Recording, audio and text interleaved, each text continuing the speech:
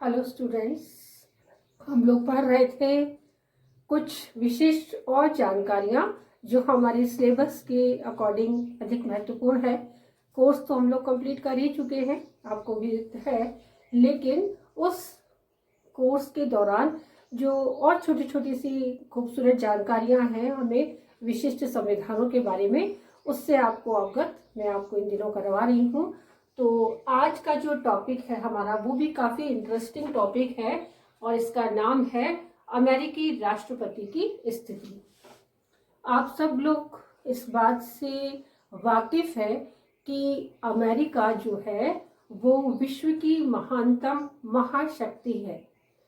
विश्व की महाशक्ति होने के नाते जो भी कार्य होते हैं विश्व के, हम सिर्फ अमेरिका की बात नहीं कर रहे, विश्व के प्रत्येक कार्य में अमेरिका का जो राष्ट्रपति है वो अपना जो प्रभाव है, जो प्रभाव वो दिखाता है वो अन्य राष्ट्र के राष्ट्रपति नहीं दिखा पाते। उसका कारण क्या है कि विश्व की महाशक्ति तो है ही, और जो उसका पद है राष्ट्रपति पद, क्योंकि अध्यक्षात्मक शासन व्यवस्था है अमेरिका में, तो अमेरिका में अध्यक्षात्मक शासन व्यवस्था होने के कारण वहाँ का राष्ट्रपति ही सर्वे सर्वा है। और वो सर्वे सर्वा होने के कारण जितनी भी कार्यपालिका की शक्तियां होती हैं उन समस्त शक्तियों में वो अपना विशिष्ट प्रकार का प्रभाव छोड़ता है। तो ये प्रभाव जो है वो केवल अमेरिका के लिए ही नहीं बल्कि विश्व के अन्य राष्ट्रों पर भी अपना प्रभाव दिखाता है, जो कई रूपों में हमें नजर आता है। वो एक अलग टॉपिक होगा, लेकिन आज जो हम पढ़ने जा रहे हैं वो केवल ये है कि जितना कहा जाता है अमेरिका के राष्ट्रपति के लिए कि वह बहुत अधिक शक्तिशाली है, वो बहुत अधिक प्रभावी है, वो बहुत राष्ट्रों को, अन्य राष्ट्रों को दबाने का प्रयास करता है या स्वयं दबता है, तो बहुत सारी अलग अलग धारणाएं हैं जो अमेरिकी राष्ट्रपति के बारे में मौजूद हैं। और उन धारणाओं से ही आज हम आपका परिचय करा रहे हैं कि वास्तव में ये मिथ्या है या उसकी स्थिति वास्तविक है क्या। तो उसकी वास्तविक स्थिति को जानने के लिए कुछ शीर्षक मैंने यहाँ लिखे हैं। उन शीर्षकों के माध्यम से हम ये जानेंगे कि अमेरिका का जो राष्ट्रपति है वो तानाशाह है, वो शक्तिशाली है या अन्य लोगों से नियंत्रित है। तो ये सारी की सारी बातें हम इन शीर्षकों के माध्यम से पढ़ेंगे। तो पहला टॉपिक है राष्ट्रपति तानाशाह नहीं है, कि जैसा ऐसा माना जाता है कि विश्व की प्रचंड महाशक्ति होने की वजह से अमेरिका सर्वशक्तिशाली है, तो वहां का राष्ट्रपति भी सर्वशक्तिशाली है। और इतना अधिक लोगों ने इसको कहा है, आलोचकों ने इसके बारे में, कि अमेरिका के राष्ट्रपति की तुलना हिटलर जैसे अत्याचारी शासक से उसकी तुलना वो कर देते हैं कभी कभी किसी बातों को लेकर, लेकिन ऐसा बिल्कुल भी नहीं है। और ये बताता है टॉपिक कि राष्ट्रपति तानाशाह नहीं है। हम देख सकते हैं कि राष्ट्रपति को लेकर कुछ कोटेशन है। पोर्टर ने जैसे लिखा है, पोर्टर ने लिखा है कि राष्ट्रपति का पद एक विस्तारशील शक्ति का पद है। वॉशिंगटन के समय से लेकर बराक ओबामा तक राष्ट्रपति का पद संसार का सबसे शक्तिशाली निर्वाचित पद हो गया है। पहले राष्ट्रपति अप्रत्यक्ष रूप से निर्वाचित होता था, तब वह जनता का प्रतिनिधित्व नहीं करता था, परंतु आज वह जनता का प्रतिनिधित्व करता है। वह जनता की इच्छा व शक्ति का प्रतीक भी बन चुका है। प्रतिभाशाली राष्ट्रपतियों ने राष्ट्रपति पद की गरिमा में 4 चांद लगाए हैं, जैसे Jefferson, Jackson, Abraham Lincoln, Wilson व रूजवेल्ट आदि जितने भी राष्ट्रपति अमेरिका के रहे हैं वे कहीं ना कहीं अपने प्रभाव और स्थिति में काफी उच्चता रखते हैं। राष्ट्रपति की स्थिति का मूल्यांकन निम्न वृत्तांत के अनुसार किया जा सकता है, जिसमें पहला हमने पढ़ा कि राष्ट्रपति तानाशाह नहीं है। आलोचक इस पद की तुलना हिटलर से करते हैं, परंतु वास्तव में यह एक भ्रम है। राष्ट्रपति पर सदैव ही कांग्रेस व सर्वोच्च न्यायालय का अंकुश रहता है, इसलिए वह न तो शांति काल में और न ही संकट काल में तानाशाह बन सकता है। संकट काल में यदि राष्ट्रपति अपनी शक्तियों को बढ़ा भी ले तो उसका कारण राष्ट्रहित ही होता है।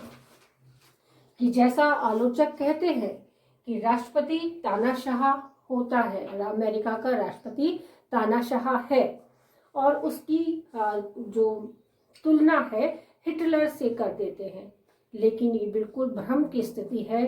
अमेरिका का राष्ट्रपति शक्तिशाली अवश्य है, लेकिन तानाशाह बिल्कुल भी नहीं हो सकता है। क्यों नहीं हो सकता? इसका कारण ये है कि कांग्रेस यानी जो व्यवस्थापिका है वहाँ की कांग्रेस और सर्वोच्च न्यायालय न्यायपालिका जो है वहाँ की, वो दोनों ही राष्ट्रपति के पद पर पूर्ण रूप से अंकुश लगाए रहते हैं और उसे कहीं भी अनियंत्रित होने से रोकते रहते हैं। जनता का समर्थन प्राप्त होता है, राष्ट्रपति का प्रभाव ज्यादा है। सामान्य काल में यदि हम देखते हैं तो उसका जो शक्ति है वो भी काफी प्रभावशाली है, लेकिन यदि संकट काल है तो उसकी शक्तियां और भी अधिक बढ़ जाती है। अमेरिका के राष्ट्रपति की शक्तियों का और भी अधिक बढ़ना संकट काल में और दिखाई देता है, लेकिन यदि वो अपनी शक्तियों को बढ़ाता भी है तो उसका कारण क्या है? उसका कारण है कि कहीं भी किसी भी प्रकार से जो राष्ट्रीय हित है उसको हानि नहीं पहुंचनी चाहिए। राष्ट्रीय हित के कारण ही वो अपनी शक्तियों को और बढ़ा लेता है। तो तानाशाह बिल्कुल भी नहीं है। दूसरा पॉइंट है एकल कार्यपालिका। कि हम अमेरिका की जब बात करते हैं तो अमेरिका में जो कांग्रेस है, कार्यपालिका है और सर्वोच्च न्यायालय है, इन सब में से जब राष्ट्रपति की बात होती है तो वो एकल कार्यपालिका प्रधान है। तो एकल कार्यपालिका प्रधान होने के कारण ये एक छत्र स्वामी है अपने कार्यपालिका के क्षेत्र का। अध्यक्षात्मक शासन प्रणाली होने के कारण समस्त कार्यपालिका शक्तियां उसी में निहित है, लेकिन शक्ति पृथक्करण होने के कारण वह पूरे राष्ट्र का एकमात्र नेता भी होता है। तो अध्यक्षात्मक शासन प्रणाली को आप लोग जानते हैं कि इस शासन प्रणाली में जो कार्यपालिका प्रधान होता है वही सर्वे सर्वा होता है, यानी शक्तियों का प्रयोग वह स्वयं करता है। इसका अर्थ है कि वह कार्यपालिका का एकमात्र अधिकारी है, प्रधान अधिकारी, और उसे कोई चुनौती नहीं दे सकता। लेकिन शक्तियों का पृथक्करण जो किया गया है, व्यवस्थापिका, न्यायपालिका और कार्यपालिका को अलग अलग जब किया गया है तो ये भी उसको एक रूप में एकल कार्यपालिका का प्रधान होने का एहसास दिलाती रहती है, और यही उसके मुख्य रूप से प्रभावी होने का भी प्रमुख कारण है। अगला पॉइंट है पांचवा पहिया नहीं है। ये टॉपिक आपको थोड़ा सा मजाकिया लगता होगा, शीर्षक थोड़ा मजाकिया है कि पांचवा पहिया नहीं है। किसके पांचवे पहिए की बात हो रही है? तो जैसे सरकार रूपी कार के अंदर जो 4 पहिए होते हैं, अन्य राष्ट्रों में जैसे भारत और ब्रिटेन की बात करते हैं तो वहां का राष्ट्रपति एक स्टेपनी के रूप में, 5वें पहिए के रूप में कार्य करता है, लेकिन अमेरिका का राष्ट्रपति 5वां पहिया नहीं है। स्टीयरिंग या ब्रेक हो सकता है, या तो वो स्टीयरिंग संभालता है कि स्टीयरिंग संभाल के मतलब सरकार रूपी कार को चलाता है, या ब्रेक या फिर रोकता है, या तो कानून बना सकता है, सरकार चला सकता है या कानून को रोक सकता है। तो वो स्टीयरिंग और ब्रेक का काम करता है, ना कि 5वें पहिए के रूप में। भारत का राष्ट्रपति या ब्रिटेन के राष्ट्रपति का जो व्यवस्था है तो उसकी शक्तियों का वो प्रयोग स्वयं नहीं करते, प्रधानमंत्री और उसका मंत्रिमंडल उसकी शक्तियों का प्रयोग करता है, तो वहां वो पांचवा पहिया हो सकता है, उसके बारे में कहा जा सकता है। लेकिन अमेरिकी राष्ट्रपति के बारे में ये जो धारणा है कि वह पांचवा पहिया है, वह बिल्कुल मिथ्या है, वह पांचवा पहिया नहीं है। अगला पॉइंट है, राष्ट्रपति पद अतुलनीय है, कि अमेरिका के राष्ट्रपति की तुलना किसी अन्य राष्ट्रपतियों से नहीं की जा सकती। वो बहुत ही अधिक प्रभावी है, शक्तिशाली है और अतुलनीय है। ब्रिटेन व भारत में राष्ट्रपति राज करते हैं, शासन नहीं, किंतु अमेरिका का राष्ट्रपति राज भी करता है और शासन भी करता है। उसका पद, गरिमा और शक्ति से दृष्टि से वह इतना महान है कि वह अतुलनीय है।